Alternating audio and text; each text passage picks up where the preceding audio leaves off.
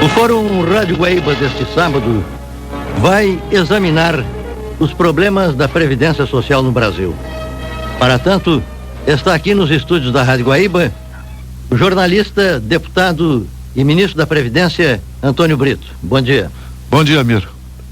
Muita alegria mais uma vez em estar aqui, dessa vez na condição de ministro da Previdência, de responsável por enfrentar esse imenso desafio que todos nós temos, a sociedade brasileira tem, que é de conseguir melhorar a condição de atendimento aos aposentados, dar um pouco mais de dignidade, de tranquilidade aos que chegam ao momento do retiro, do descanso, enfim, da aposentadoria. Eu imagino, ministro Antônio Brito, que quem tem a responsabilidade do exercício de um cargo de tamanha importância precisa obter informações de como pensam as pessoas que dependem da Previdência Social. A Rádio Guaíba está, neste momento, abrindo a seus ouvintes a oportunidade de dirigirem perguntas ao ministro da Previdência através dos telefones 224-3755 e 224-3536. Repetindo, 224-3755, 224-3536. Ministro Antônio Brito, eu penso que é muito importante para os ouvintes que se faça um retrocesso no tempo e que o senhor explique e conte aos ouvintes da Rádio Guaíba como, quando, por que e em que circunstâncias, na condição de deputado federal pelo estado do Rio Grande do Sul, passou a se interessar diretamente pelos problemas da Previdência e passou também a participar de providências que objetivavam, na Câmara dos Deputados, a correção dos problemas da Previdência. Eu sempre tive a consciência, Amir, que é tua, que é de todos nós, de que nenhum problema no Brasil envolve um desafio tão grande, tão bonito quanto o da Previdência. Primeiro, pelos seus números. Nós vamos pagar, a partir de terça-feira, 13.057.098 aposentadorias. 10 anos atrás, nós pagávamos 8.500.000. Nós vamos pagar 11 trilhões de cruzeiros a partir de terça-feira. E esse é o mecanismo de proteção para 147 milhões de pessoas. Então, a Previdência fascinava a mim e continua fascinando. Primeiro, pela dimensão do seu desafio, mas segundo, por uma outra questão. É esse sentimento de que a Previdência não estava, como não está, condenada a não ser organizada, a não ser honesta, a não ser eficiente. Então eu sempre tive muita curiosidade sobre Previdência. Eu tinha a avaliação de que aquilo era importante e de que, meu Deus do céu, como é que não se consegue? Eu sempre dizia isso, organizar os Correios, por que não organiza a Previdência? Eu sempre tive isso muito na minha cabeça. E aí aconteceu uma circunstância engraçada. Eu fui indicado relator do Fundo de Garantia em 88. O assunto há 5 anos tinha uma briga no Congresso. E eu consegui, acordando cedo, dormindo tarde, conversando, fazer um acordo em todo o Congresso que levou à aprovação por unanimidade da nova lei do fundo e a eliminação de mais de 150 projetos divergentes que brigavam sobre o fundo. Ah, foi uma beleza e tal. 88. Em 89, se instalou uma briga sobre o negócio de Previdência. E aí o pessoal, doutor Ulisses, o Ibsen, etc., Brito, deu certo aí essa tua negociação do Fundo de Garantia, dá uma mão pra gente nessa coisa da Previdência. E eu fui então indicado para fazer parte de uma comissão e olha, dali em diante fiz parte de todas as comissões, fui relator em praticamente todas as comissões, fui o autor da nova lei da Previdência Social e passei, só para tu teres uma ideia, eu hoje tenho no meu computador pessoal mais de 1.500 livros e documentos sobre Previdência que foram lidos por mim, que foram sumariados por mim, que foram sintetizados por mim, e achei que ali estava realmente uma oportunidade de tentar servir ao país e de fazer uma coisa que, eu vou dizer, tu me conhece há muito tempo, eu me sinto como quando o doutor Breno me chamou, disse, olha, organiza sucursais correspondentes para Caldas Júnior, ou quando a RBS me chamou para organizar telejornalismo. Eu me sinto com o fascínio do desafio, com a motivação do desafio. A rigor não perdeu a batida do jornalista. Fez neste exame, neste estudo da Previdência, uma grande reportagem retrospectiva, para se inteirar do que até aqui ocorrera e, em função disso, o que se pode fazer para melhorar, para modificar, para aperfeiçoar. Eu acho que esta introdução foi importante, me pareceu oportuno que conduzisse o programa desta forma em seu início, para que os ouvintes fiquem com a noção precisa. Antônio Brito não chegou ao Ministério da Previdência simplesmente porque é deputado, simplesmente porque é deputado do PMDB, senão que porque tinha realmente um background que o aconselhava ao presidente Itamar Franco a escolha de uma pessoa que fosse, no momento, um conhecedor profundo dos problemas da Previdência. Eu até preciso fazer a referência, porque ela me estimulou muito.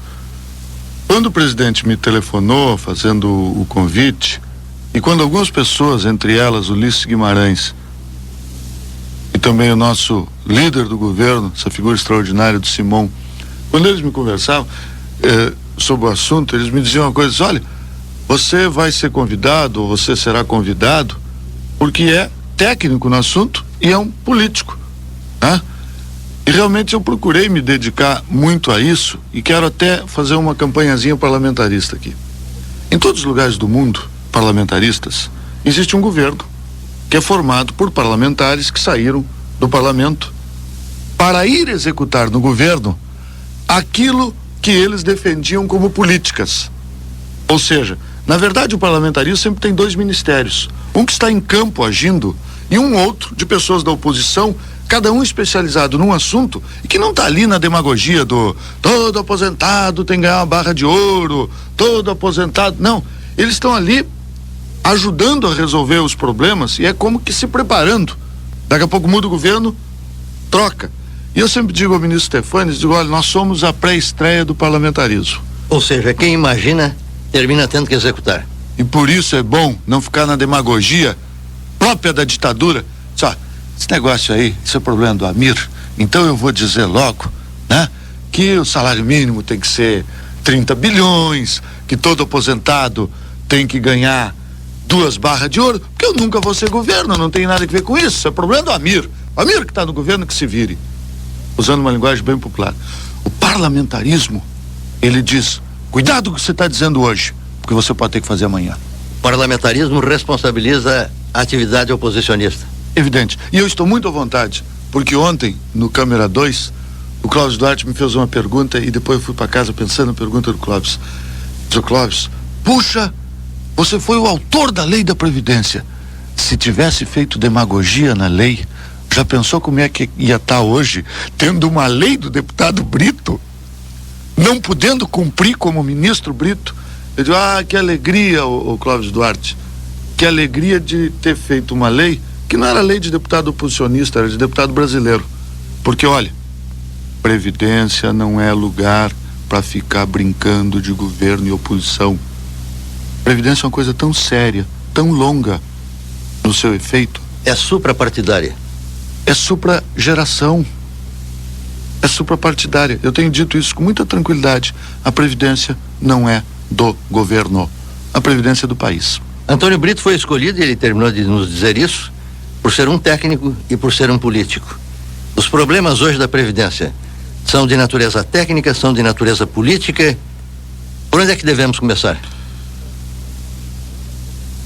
Eu quero começar dizendo o seguinte: a Previdência brasileira sempre teve problemas e a história da Previdência brasileira é uma história extremamente tumultuada e complicada. Começa em 43, por aí? Não, nós vamos completar agora, dia 23 de janeiro, 70 anos. A Lei Eloy Chaves foi a lei que instituiu um regime público de previdência e ela foi aprovada em janeiro de 1923. Então vou ter, provavelmente, se o presidente Itamar mantiver no cargo até janeiro, vou ter o orgulho de presidir as comemorações dos 70 anos da Previdência no Brasil. Incipiente em 23. Sim, a Lei Eloy Chaves estabelecia sistemas de pensão para 3 ou 4 categorias de paulistas, trabalhadores paulistas, basicamente ferroviários, portuários. E isso era uma grande preocupação dos setores empresariais de São Paulo com a inquietação que havia à época com os trabalhadores dessas áreas. Mas vamos deixar o nosso Eloy Chaves lá para trás. Por mais dificuldades que a Previdência tenha tido ao longo da sua vida, nunca elas foram somadas metade do que aconteceu no chamado período Magre. O que o período Magre representa? Representa que, primeiro, todo esse pessoal da casa, funcionários da casa de 20, 30 anos foram mandados para o depósito. Jogado às traças. As traças. Tudo que a Previdência, bem ou mal, tinha de rotina, chegou um ponto em que, para saber quantas pessoas tinham sido pagas num mês, a Previdência tinha que pedir aos bancos que informassem. Eram os bancos que informavam quem tinha sido pago com dinheiro da Previdência. Como diz, pano rápido. Bem, nesse meio tempo, o Congresso assumiu um pouco a liderança das questões da Previdência, fazendo várias leis feitas pelo deputado Brito, pelo deputado Stefanes. E nós ajudamos a tirar Magre quando nos recusamos, em janeiro desse ano, a aceitar aquela lei Collor de aumento de alíquotas. E dissemos para esse governo, com esse ministro, não tem mais com dinheiro. Subiu o Stefanes. E Stefanes, que tinha sido meu relator adjunto, subiu para executar aquela lei que ajuda a combater fraude, a reorganizar a Previdência. É uma lei que realmente teve essa preocupação. Houve uma rendição do governo Collor ao parlamento naquela ocasião. Claro. E o Stefanes assumiu porque era o deputado do PFL mais ligado àquele grupo que estava tocando Previdência. Stefanes assumiu, e eu faço esse registro com muito carinho, com muita sinceridade, assumiu e fez um trabalho sério. O que é trabalho sério? Chamou o pessoal da casa e disse, olha, vamos começar a reconstruir. Esse trabalho permitiu que eu hoje assuma o ministério e possa dar continuidade a ele. Chego ao Ministério da Previdência levando 2 pessoas. 2. E vão trabalhar comigo todos os funcionários da casa, porque assegurei com o presidente Itamar, não vai haver indicação política na Previdência. Quem são as 2 pessoas? O secretário executivo, que me substitui, que é o Dr. Sérgio Cutolo, que foi secretário de Política Econômica adjunto de Roberto Macedo, e o chefe de gabinete, o Dr. Aloysio Davis Neto. Detalhe, os 2 funcionários da Previdência. O Aloysio foi chefe de gabinete do ministro Renato Archer, e o Sérgio Cutolo, durante muitos anos, trabalhou no então Ministério do Trabalho e da Previdência. Isso fecha com uma opinião que eu tenho há muito tempo. Um homem público, quando chega ao exercício de um cargo, de secretário de Estado, de ministro, mesmo que político, é sempre possível que ele possa encontrar nos quadros do Ministério, da Secretaria, pessoas da sua mais absoluta confiança e que, em sendo dos técnicos do assunto, poderão assessorá-lo bem melhor do que uma pessoa que viesse de fora sem nenhum conhecimento da casa. Isso é verdade, absolutamente verdadeiro. E eu quero somar uma verdade a esta tua verdade. A classe política, na minha opinião, tem que se dar conta de uma verdade que está saltando aos olhos. Bom agora em política, bom para conseguir voto, bom para conseguir popularidade, não é empregar amigo, é fazer uma boa obra. A grande obra política é fazer boas obras. A grande obra política que um político,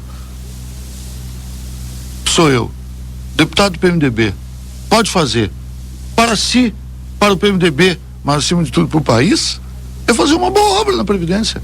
Eu não tenho pretensão de milagre nenhum, mas vou cumprir com muita dedicação, com a dedicação que tu conheces, que eu dou as coisas, vou cumprir a etapa de continuar a recriação da Previdência.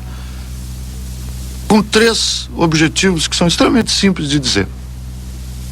A Previdência vai pagar tudo que deve. E a Previdência, para pagar tudo que deve, vai cobrar tudo que deve em Previdência. Ponto final. Paga porque não é favor, cobra porque é dever. Eu quero tranquilizar a relação da Previdência com os aposentados. Eu ontem disse muito aqui em Porto Alegre. Eu dei 518 palestras para aposentados e trabalhadores rurais nos últimos 14 meses. 518 palestras, no mínimo meia hora cada uma. E o que aconteceu e se criou nesse país? Quando começa o noticiário de rádio ou de televisão, os aposentados entraram de prontidão. Qual é a de hoje? Qual é a de hoje? Isso levou a um clima de desespero, de desconfiança, de intranquilidade, de tumulto. Então eu queria aproveitar, Amiro, o teu prestígio, a tua sintonia, a influência e o carinho com que a Guaíba e o Rio Grande mutuamente se relacionam, para dizer o seguinte: atenção, senhores e senhoras aposentados, atenção, senhores e senhoras pensionistas, atenção todos os que dependem da Previdência. Não vai ter surpresa, pacote, não tem nada que não seja pagar tudo que se deve. Quando? Tudo agora, na mesma hora, no mesmo minuto, não. Eu vou pagar tudo que a Previdência deve 1 segundo depois de ter conseguido as condições para pagar. Nada vai ser feito sem sentar, sem conversar. Não tem milagre à frente. Eu lamento não ter condições de dizer, olha, barra de ouro. Não tem isso pela frente. Vai ter um trabalho tranquilo, trabalho sereno, com muito diálogo. Agora nós vamos pagar o 147, vamos pagar o 13º, vamos pagar o buraco negro, vamos pagar as aposentadorias represadas e já estamos começando a pagar. Depois do intervalo comercial, Fórum Rádio Guaíba volta com o ministro da Previdência.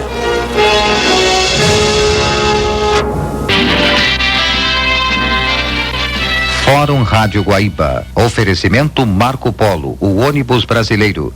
Banrisul, o banco forte dos gaúchos. E Unimed Porto Alegre, por uma medicina mais humana para pacientes e médicos. O Fórum Rádio Guaíba será reprisado a partir das 11h30 da noite.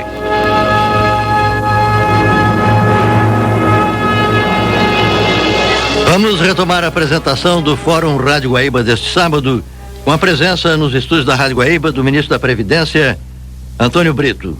Os ouvintes estão ligados. E o Brito, como jornalista, sabe que eles têm precedência num momento como esse. A primeira pergunta que recebemos veio de um ouvinte com 78 anos, ele estava muito rouco, e a produção da Regiane Silva redigiu a pergunta que ele fazia.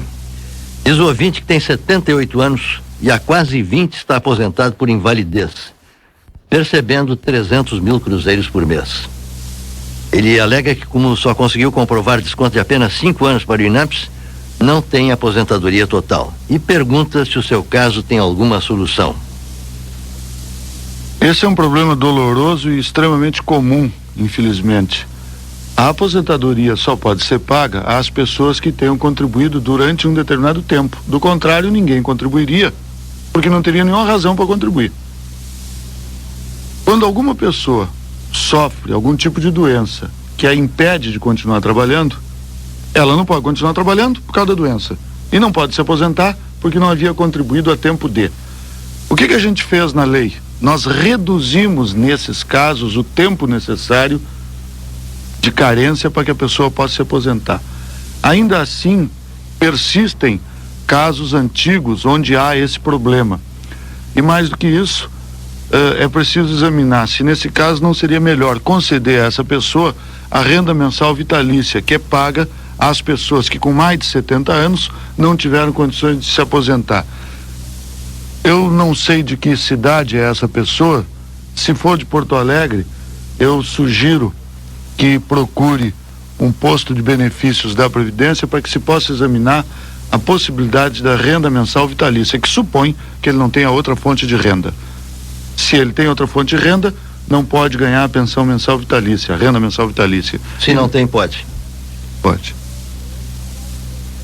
Terezinha Lopes, sou aposentada de 84, me aposentei com 9,8 salário mínimo. Atualmente estou com 8,9. Gostaria de saber essa situação, se vai ser resolvida e quando. Obrigada, ministra. Olha, nós vamos poder apresentar 2.600.000 telefonemas iguais a este. Se colocar agora os aposentados brasileiros em fila, lá nosso amigo Valdir Barbosa Paz, dá para colocar 2.600.000 telefonemas iguais a esse. São os números das pessoas que aposentadas. Pessoas que ganham mais de um salário mínimo. Que é o seguinte, a Previdência tem quem ganha um salário mínimo, quem ganha um salário mínimo é um salário mínimo. Graças à minha lei, havia 4,5 milhões de pessoas ganhando menos de um, passaram para um.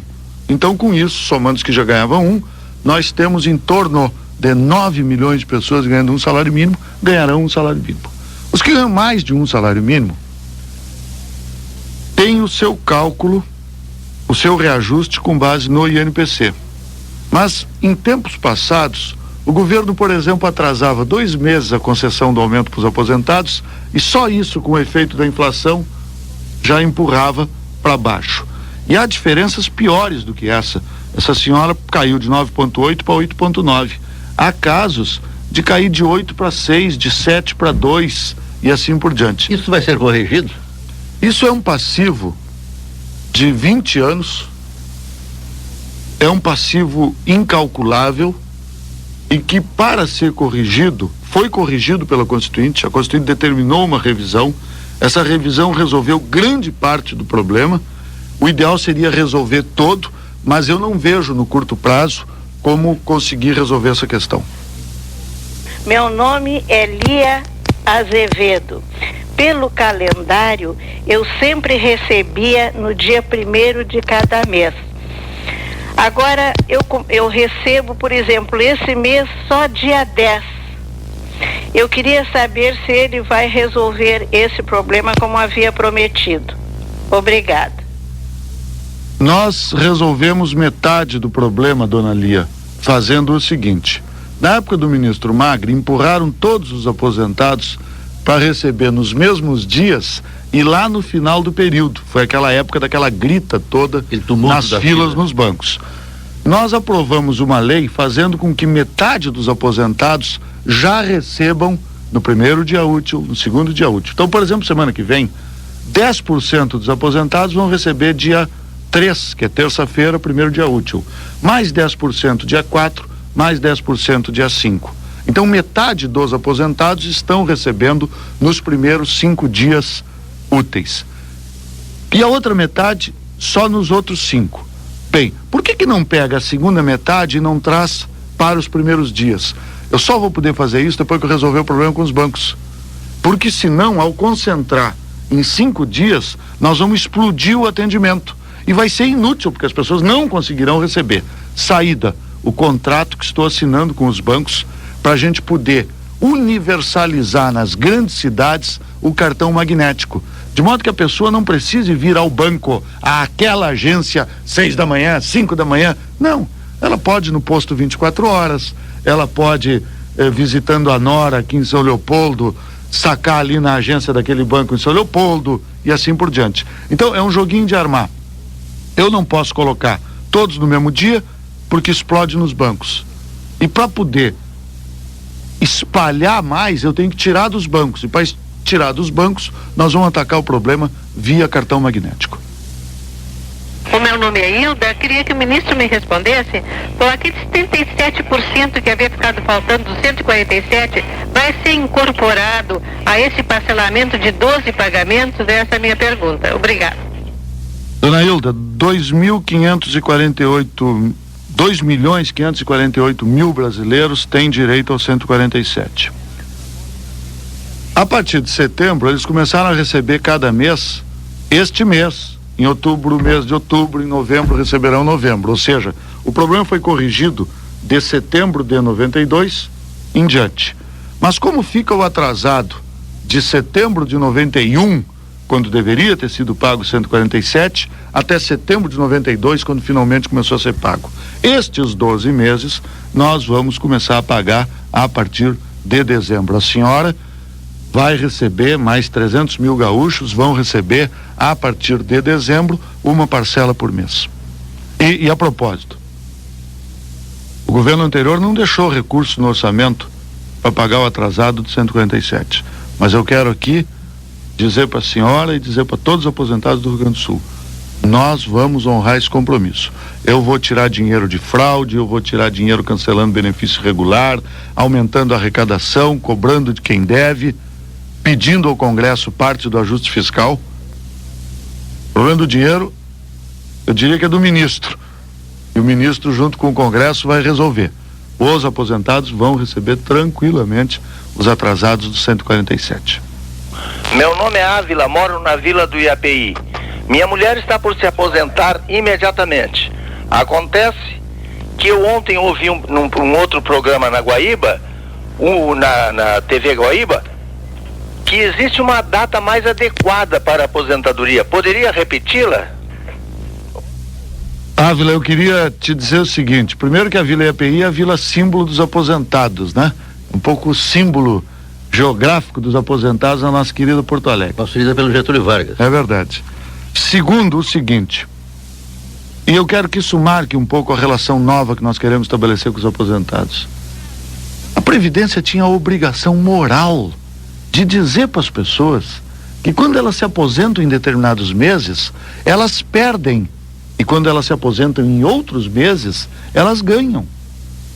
Se eu não quero ter uma relação de esperteza, eu quero ter uma relação de respeito com quem é dono da Previdência, que não sou eu, que é o aposentado, eu tenho até que esclarecer isso. E isso não vinha sendo esclarecido. Eu vou tentar explicar isso, nem sempre é fácil. O maior benefício que a Previdência pode pagar é 10 salários mínimos. Então, se hoje o salário mínimo é 522 mil, o maior benefício, teoricamente, é 5.220.000, certo? Se uma pessoa contribuiu 35 anos como a esposa do nosso amigo Ávila e corre para se aposentar agora em dezembro, qual é o máximo de aposentadoria que ela pode ter? 5.220.000. Muito bem.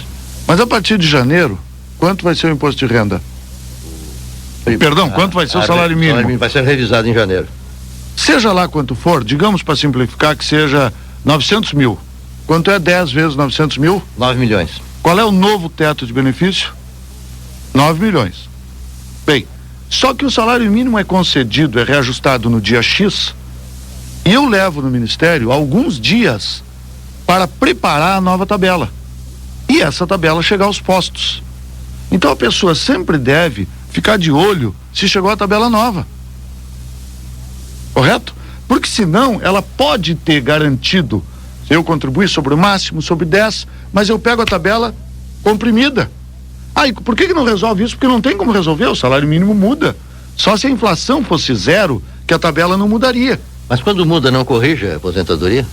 Não, porque é o seguinte, não tem como corrigir, porque senão tu terias que estar corrigindo agora de 61, 62, correto? Há limites nisso. Então, por exemplo, a pessoa deve sempre procurar, né, no início de cada quadrimestre, quando há a mudança da política de salário mínimo, logo depois de chegar a tabela ao posto. Gostaria de saber se tem convênio com o Uruguai para aposentadoria. Tá? Meu marido tem 56 anos, ele contribuiu 20 no Uruguai e já tem contribuído 12 anos aqui. Sou muito interessado nesse assunto porque eu nasci em Livramento, né? Nasci em Livramento. O Mercosul vai obrigar a um sistema de compatibilização dos sistemas previdenciários. Na medida em que caem as fronteiras, caem também as fronteiras para que uruguaios trabalhem na Argentina, argentinos no Brasil, brasileiros no Paraguai e assim por diante. Se possa contar então os tempos. E evidentemente, se eu posso ir trabalhar na Argentina e depois voltar ao Brasil, como é que eu não vou contar aqui o tempo que trabalhei lá? Eu determinei a criação de um grupo de trabalho no Ministério para procurar enfrentar e resolver essa questão. O ministro Antônio Brito da Previdência Social continua aqui nos estúdios da Rádio Guaíba sendo sabatinado pelos ouvintes da E hoje é um bom dia para ser sabatinado. Sábado. Eu me aposentei com 5 salários e 59.